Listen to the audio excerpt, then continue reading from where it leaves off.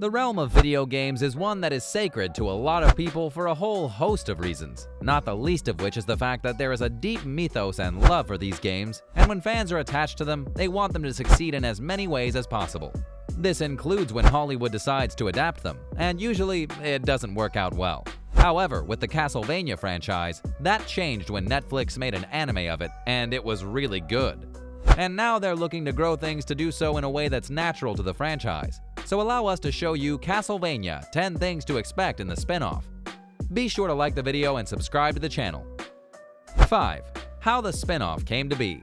When Season 4 of Castlevania was announced, Netflix confirmed it would be the final series for the animated series, and fans were really sad about that because they really loved this series from top to bottom. And fans were honestly a bit confused when a dual stinger of an ending graced the final minutes of the show. So what's going on here? A spin-off. That's what. The streamer confirmed that a spin-off anime series for Castlevania is currently in the works, and it'll star a fan-favorite character from the games.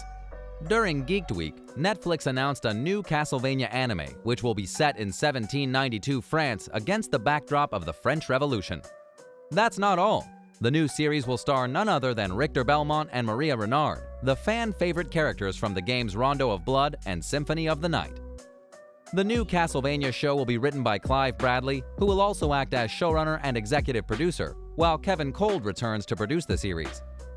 Powerhouse Animation will continue to serve as the animation studio for the series, with Sam and Adam Dietz directing. For the uninitiated, Richter is a descendant of Trevor Belmont, the star of the Netflix Castlevania series. He started out as the star of Rondo of Blood as well as the antagonist of one of the best and most popular Castlevania games, Symphony of the Night. In this wildly popular video game, Trevor takes over Dracula's castle and tries to resurrect the vampire lord. Curiously enough, when we meet Richter in Rondo of Blood, he's a grown man with Maria Renard as a child companion. This may not fly in the universe that Netflix is making with the Castlevania series, but then again, the original anime subverted a lot of expectations as a whole. So perhaps it could work to have a child companion alongside a vampire hunter. I guess we'll just have to see. Netflix hasn't announced any further details as of yet, but you can bet that more will be coming as time goes on because people are really invested in what's going on in this anime. Number 4. Expect the team to care about this spin-off. Let's be honest here for a bit, okay? Video game adaptations in terms of movies and shows and even animes often do poorly or lack a certain quality that helps them stand out. It's only been in recent times that things finally started to turn around with things like Detective Pikachu, Sonic the Hedgehog, the Mortal Kombat reboot, more or less, and so on. But for the Castlevania writers and showrunners, they go beyond to ensure that their love of the video game franchise is seen. For example, Kevin Cold was asked about his favorite Castlevania title once, and here's how he answered. "That's really hard. I think Castlevania Symphony of the Night was a great game. The stories for the characters in the earlier games were thinner, right? Because of the platforms and the technology at the time. In some cases, there's more there for a character than other characters. If you look at Simon Belmont, he's one of the more famous Belmont characters. But the stories are pretty thin. A lot of it is in how you interpret it or how you imagine it in some cases. I don't know. Right now, Trevor's my favorite Belmont. Not just because we've been able to build the character so much more than what was there in the games. Richard Armitage, the English voice actor for Trevor Belmont, has done an amazing job with building Trevor's personality with his voice work. His acting has been pretty incredible. As for later, if we do another Castlevania series, I may have another favorite Belmont, but for right now, it's definitely Trevor. We now know that he will get another Belmont to work with, and you can bet that he and the others are going to put a lot of time and care into making all of these characters deeper than their games would allow at times. Alucard, for example, came off great in the original Castlevania series on Netflix, and fans adored how they handled him. That shows an appreciation for the character, but also how they can expand him in ways that don't harm the character's lore.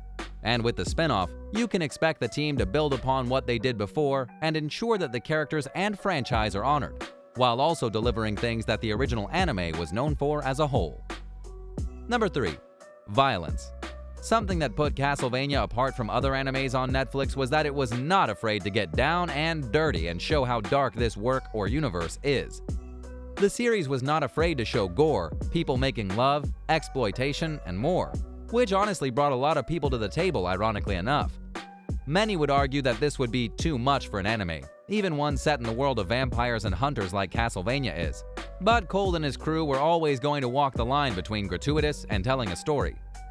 It's all about context, right? You have to make those judgment calls at the time in the context of what is being told in the story. What's supposed to be happening? What's the character? Is it necessary?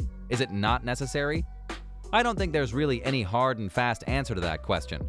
Every time it comes up, it's a choice, right?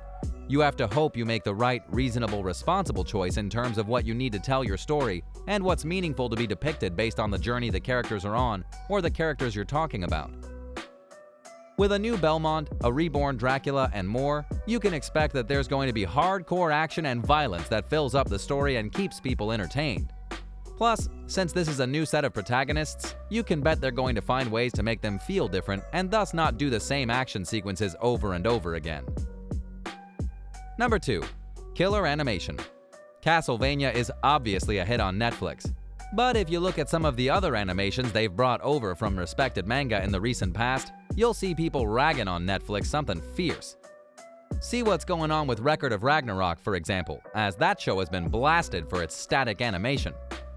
Furthermore, Netflix is being blasted by its own animators for their lack of pay, which says a lot for the record. However, with the Powerhouse animation team, you don't have to worry about that, because they go to the limit and well beyond that to make sure that every episode, every sequence, and sometimes every still frame is as good as it can possibly be.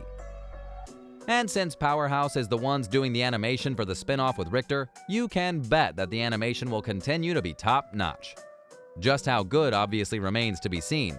But if they do even half as well as the original, people are gonna love it and talk about the animation for some time to come. Number 1. Building a franchise? No one could have expected the Castlevania anime to be as impactful as it was, and no one thought that this spin-off was gonna happen. But now that it has, it leaves the door open to some serious potential, not the least of which is the going and continuing the line further should this spin-off do well. After all, Castlevania has many different Belmonts and significant vampire hunters to follow, as well as side stories and even alternate universe takes that could be put into anime form. So while the spin-off with Richter Belmont will obviously build its own story, that doesn't mean that they won't bring forth teases of what could be done next. So what do you think?